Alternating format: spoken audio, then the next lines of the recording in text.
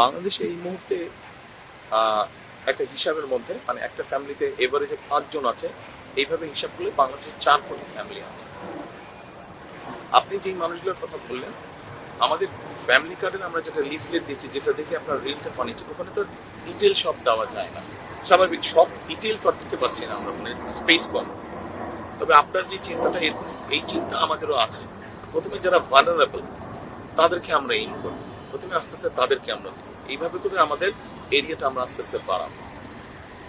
কাজেই ইউনিভার্সাল করার আরেকটা কারণ হচ্ছে যে ছোটবেলায় যখন আম্মা বলতেন যে এই ওদিক যাবা না, মানে অ্যাট্রাকশনটা ওইদিকেই থাকতো, কেন মানা করলো ওইদিকেই। Right right.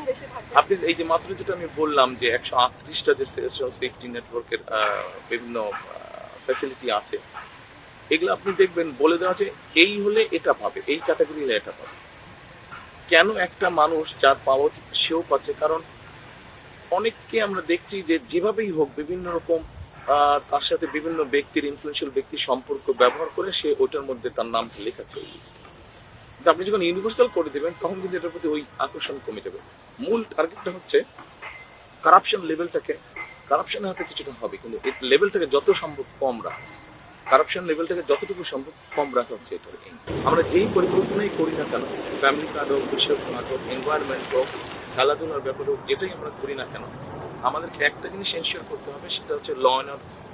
অর্থাৎ মানুষ যেটা বলেছে, আমাদের ছোট বোন বলেছে যে যাতে সবাই রাস্তায় নিরাপদে থাকতে পারে, এটা এনশিওর করতে হবে।